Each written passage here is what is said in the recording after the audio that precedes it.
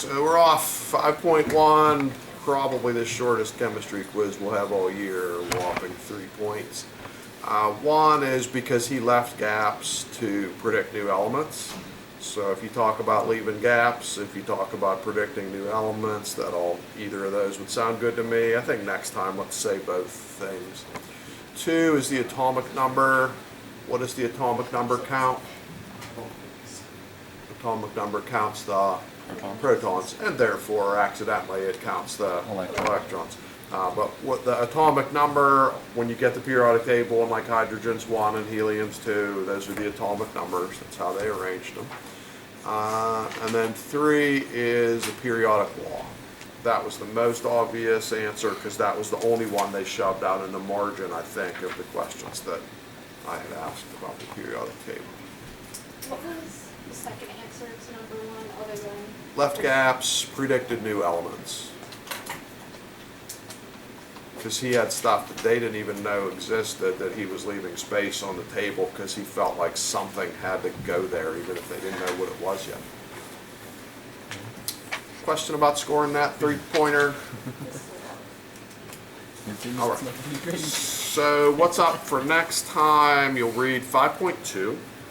5.2 is gonna have 7 new points. So there's a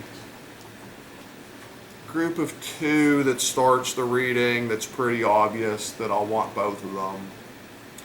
Then there's a group of 5 that's pretty obvious that I'll just have you do some of them, but eventually you'll need to know all of them. So if in studying for 5.2 you learn a group of 5, one of which you already know, that's not a bad thing because that's where eventually you're going.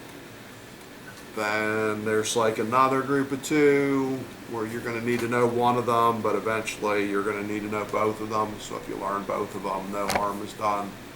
Then there's another group of 2 that you're going to need to know both of them tomorrow, but if you add it up, there's 2 of this, 2 of that, 1 of this, 2 of that, but they're all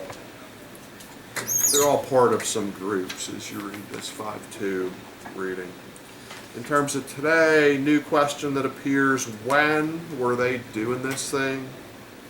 Ballpark in history time. 18 what? 60s. I'd say 1860s. So Meyer was 1864. Mendeleev is 1869. So if you just say 1860s, that's good enough for me. What else in American history is occurring at that time? Civil War. That is the Civil War. This was not happening in America. This was Germany and Russia. We're doing this table. So there's a new question, 1860s. Then instead of number 1, I'll ask you a 4-point question.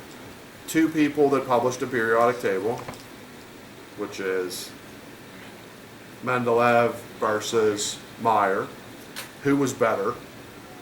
Mendeleev, and why he's better. Left gaps predicted new elements. So today, if you said left gaps, I was giving you the full point. That would give you half a point because the other half is predicted new elements. 2 stays the same, 3 stays the same, nothing different about those now or ever, but the quiz pops up to 14. The next quiz after that pops up to around 30-ish, not so much because it's a heavy reading in 5.3, but because tomorrow where we have all these groups of this, groups of that, and I'm not asking all the facts, by the time we get to 5.3, I'll want all the facts on that, and that kind of grows that up. If you want to work ahead on anything that's homework, the only thing you know about right now is 1A. So I doubt if that's worth a real investment in your time. After tomorrow, you'll be able to do 1 up to J and some 2 stuff, but we're still not turning it in. Not until we get after 5.3 do we turn in a homework assignment. There's only going to be 1 homework assignment in this chapter from the book. It's just going to be like, do this page. There'll be a practice test, there'll be a test. There won't be the double test, it'll just be a single test. Like there's not a vocab day and a problem day, it's just a single test day. Pretty much the whole chapter is about the periodic table. question, anything about 5.1, setting the foundation here for chapter 5?